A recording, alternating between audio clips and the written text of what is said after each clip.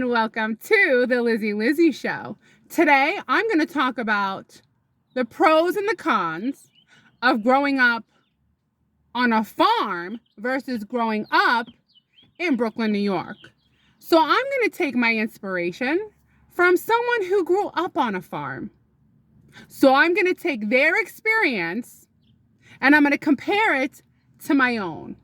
Because it's good to exchange thoughts and then answer it here verbally, as I like to do best. I'm not the best writer, I'm not the best typer, but I am the best at thinking and talking quick. So number one, when you grow up in a place like Brooklyn, New York, as I did, I actually responded to this comment that, ironically, I think that growing up in Brooklyn, New York is similar to growing up on a farm. And here's how. In this situation, if you grow up in Brooklyn, you're usually outside. I get it. We have a limited amount of space for farms. Well, not farms, a limited amount of space for a place where you can farm. I remember my grandfather had this little area in the backyard. I mean, maybe 10 by 5 feet. He tried to grow like a few tomatoes, a few peppers, and you always had a lot of squirrels and the possums destroying it. All he had is 10 by 5. That's it.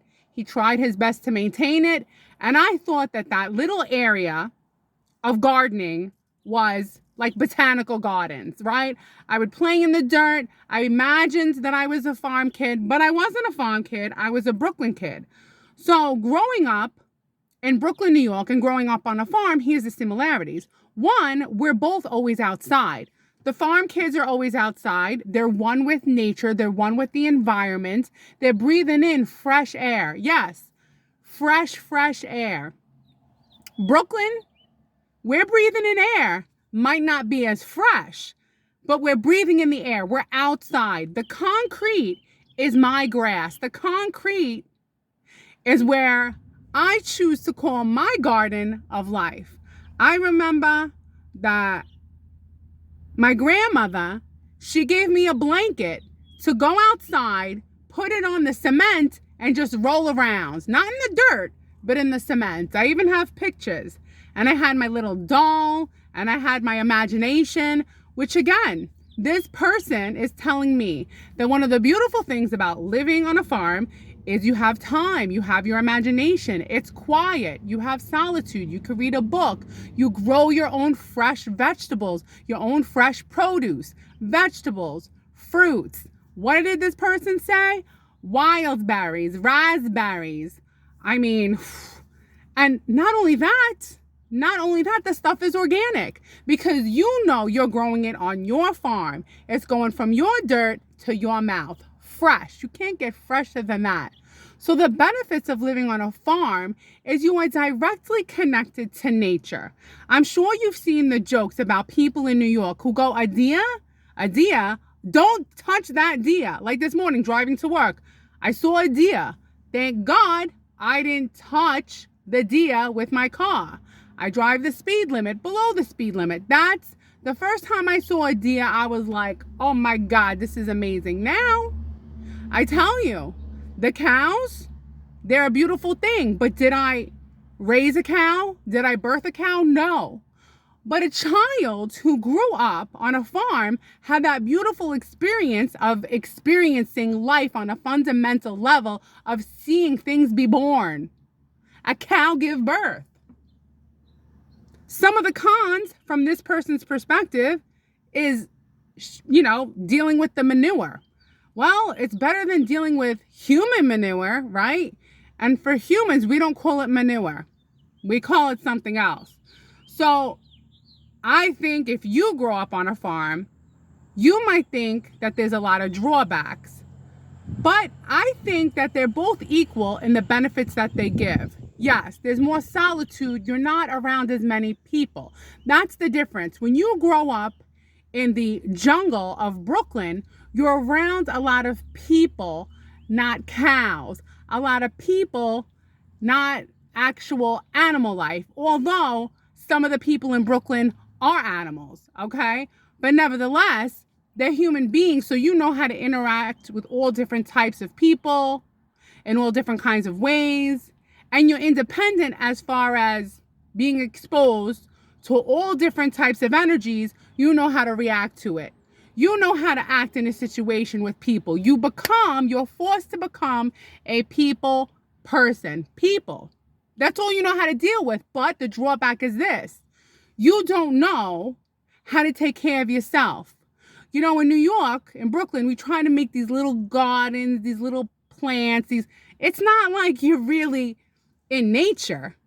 It's a concrete nature. Concrete becomes your nature. We try. We have botanical gardens. We have places that we have to actually seek out to be and feel like we are one with nature. There's only so many trees. There's only so many flowers, but you have to seek them out.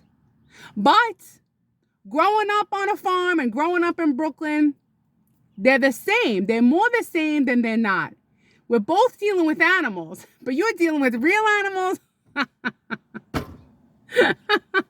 I'm dealing with animal personalities on the street. Number 2, we're both outside. You're outside in grass. I'm outside on concrete. Number 3, we're both breathing in air. Your air is fresher. Mine might be a little bit more polluted because everything is cars. But perhaps the tractors put out some pollution, huh? Maybe? I don't know.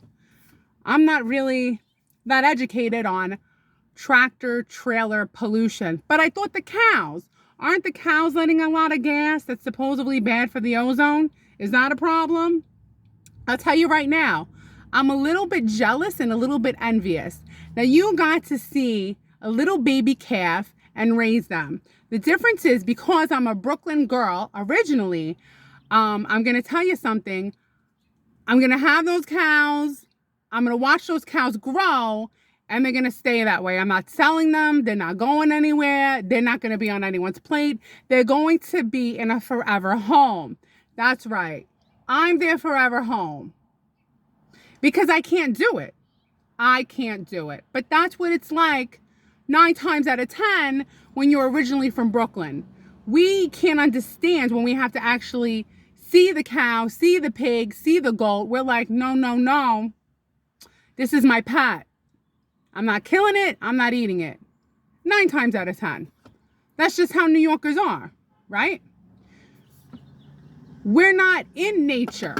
We're in technology. We're overwhelmed with the system. We're disconnected from nature, which is why a lot of New Yorkers think that they're in the country as soon as they go upstate New York. I remember I loved, and craved getting out of New York and going upstate New York. Upstate New York, to me, back then, was country folk. I was like, oh, it's the country folk. Upstate New York, you're country. You're the country folk. The country folk. Not anymore. Now that I've traveled all over the country, I realize upstate New York is not country folk. But to me, you go upstate New York, it's beautiful, it's flourishing, it's gorgeous, it's nature, it's rolling hills, there's trees, there's cows, there's farmland. It's an absolute beautiful thing. But once again, once you get back to the urban area, you're overwhelmed with a different kind of animal, like I already mentioned. So the drawbacks of living in an urban area is you're dependent on the people who live in rural areas to provide you with everything that you need to sustain life. Food, water. Actually, you don't provide the water. Who provides the water? You ever think about that? Where does the water come from? You know, when you get this water, I mean, where's it coming from? All this bottled water. That's a good question. Tell me in the comments below. I look like a real diddly doobity ditzy witsy here. Because I know you look at the water and it's like, oh, it comes from this spring or that spring. But what spring does it really come from? There's no way they're shipping water from Switzerland, are they? All right. So the people that live in the rural support the people that live in the urban areas. So in the urban areas, if lights went out, if there was an EMP, we wouldn't know how to do anything for ourselves. We wouldn't know how to grow anything. We wouldn't know how to take care of a cow. We wouldn't know how to milk a cow, birth a cow. We don't swing from trees. We're not hanging out in trees, but I will say this. I know that you grew up on a farm, and that's a beautiful thing. I would love to have, I could only experience one life. I can't have two lives in one. So either I was going to be born in Brooklyn or born on a farm. You were born on a farm. I was born in Brooklyn. But I like the whole idea of going into a tree, carving your names and your initials. I still did that. That's right. We do have trees, and we do climb up these trees. But they're not as abundant and plentiful as they are as like you live on the farm. Another thing is this. I see that the person mentioned, I could be wrong. Wait, let me look at my notes. Look at this. I wrote notes, baby. Let's see. Oh, also grapevine. They have a grapevine. Ooh, organic. Because let me tell you something about grapes. You get grapes? That's awesome. I like grapes. But no matter how much I spend on grapes, or how organic the grapes are, I always end up spitting a grape out and it tastes like pure pesticides. Pure pesticides. And I'm like, ugh, this is disgusting. I'm trying to be healthy. I'm not trying to eat pesticides. So grapevines, ooh, cherry trees, wild berries. Let's see. Quiet solitude. What was the downsides? You had to assist the cows to give birth. Plant seeds for harvest. I don't think that's, and you have to feed the cows. You have to feed the cows twice a day. Well, I mean, it's the same thing as like when you have a cat or a dog, only you have a cow. And you know what's so interesting about these animals? God couldn't give us something easier to feed them. Hay, can you get cheaper or more? Hay bells. Do they eat hay? Or am I getting it wrong because I was born in Brooklyn and I'm not educated like you are about what cows eat? I know horses eat carrots, right? Educate me, because women from Brooklyn, we know how to talk. We know how to entertain you. We know how to listen if you're feeling down. We'll give you some advice, but we might not know what food to directly feed a farm animal. But with the internet, we can find out. So the moral of the story is this. Living on a farm and living in a Brooklyn, you have a lot of things in common, because we're both not shut in. We're both outside, but it's a different kind of outside. One is man-made outside, right? Concrete jungle, concrete garden. The other one is kind of manipulated man-made garden, man-made farm, man-made way to produce things that we need to survive. So we depend on farmers. We depend on truck drivers to pick up the stuff that the farmers create to bring to us in the urban areas. I sounded like a robot. So, what can I tell you? If I could be born again, I'd be born on a farm. I've already experienced this life growing up in Brooklyn. Next lifetime, I could be born on a farm.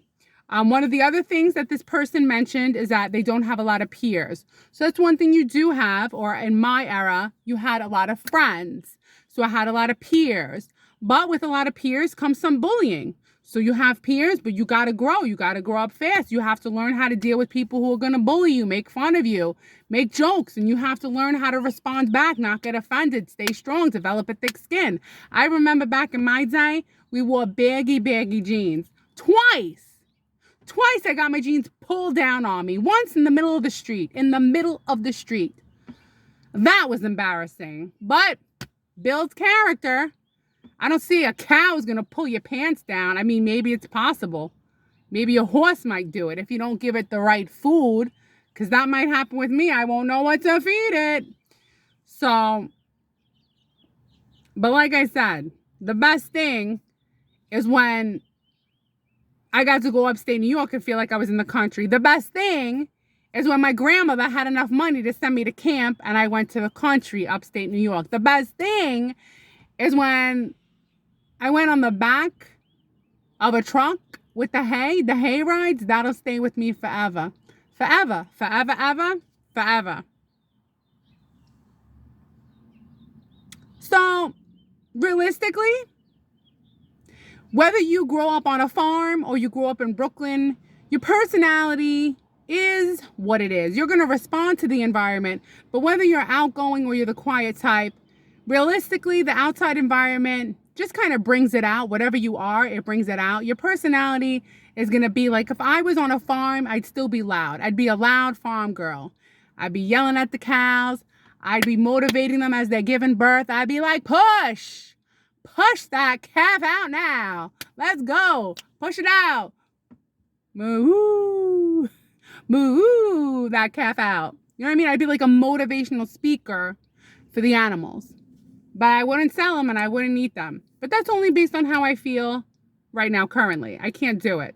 And you know what? Can I just say, the cows, the poor cows, they're so cute. They have no idea what's going on. They're so laid back. They're not going to hurt anybody. They're just sitting like cats. You ever pass a group? That's another thing. As a Brooklyn girl, I pass these cows and I'm like, oh, they're sitting like cats, like a loaf. Like cows will sit like a cat, like a loaf, but a loaf of cow. See what I'm saying? Same thing with the horse. One time I drove back. I was like, is the horse dead? I never knew a horse could lay down like flat on the side, like it's sleeping. I drove back. I was worried. What do I know? Nobody taught me. I didn't know. They don't teach you anything. So with the cows, I just feel bad for them because I'm like, they have no idea what's in store. They're innocent. They're sweet. They're giving birth. They love their children the same way you love your children. And when I see them prancing and dancing in the fields, I go, that's wonderful. And thank goodness they have no idea what's about to happen to them. Because if the word got out, there would be some major movement in the community of cows. Do you like that joke? It's not a joke. I honestly feel very bad. And here's a little statistic before I let you go. Do you know that if the whole world ate as much meat, cows, as the American people do, we would need 5 more Earths to support those cows? Remember, you need the cows, you need to feed the cows, you need grains for the cows, you have truck drivers getting the grain, feeding the cows. It's a whole cycle. 5 more Earths. 5. 1, 2, 3, 4, 5. So did you like this video? What do you think? Good enough? Good enough for today? Good enough for today. Hey.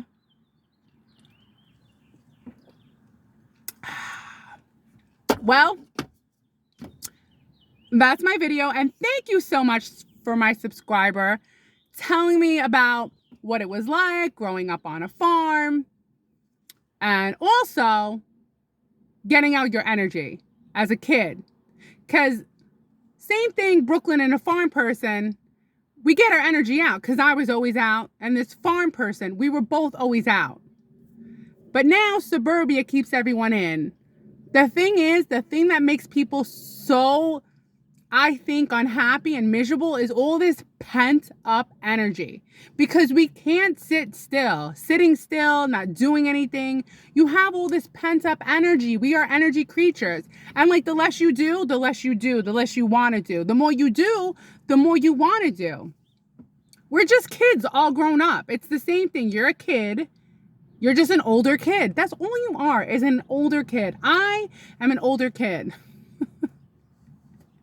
And I'm going to leave with the joke of the day. And it's really not a joke, but I think it's kind of funny.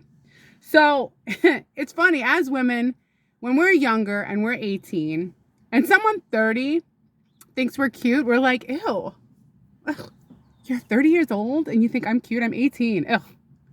But then women, when we get older, the men who think we're cute are like 85 and we're like, stop it, stop it. You want me to be your mistress? Stop it. Stop it. Yep.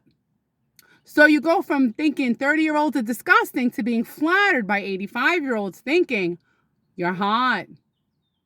It's true. 90-year-olds, they're in love with me. They're in love with me. They want me to be their mistress. I'm like, I can't do it. I can't do it. That is forsaken and forbidden. All right, we're at 20 minutes. This is fantastic. Wonderful. I will see you tomorrow. And thank you, subscriber, for leaving that wonderful, fantastic comment. Leave more comments and give me more ideas, please, because my brain is empty. I'm just kidding. It's not empty. I'm just tired, so I need help. We all need help. All right, that's it. I'll see you tomorrow with something to talk about. Adios, muchachos.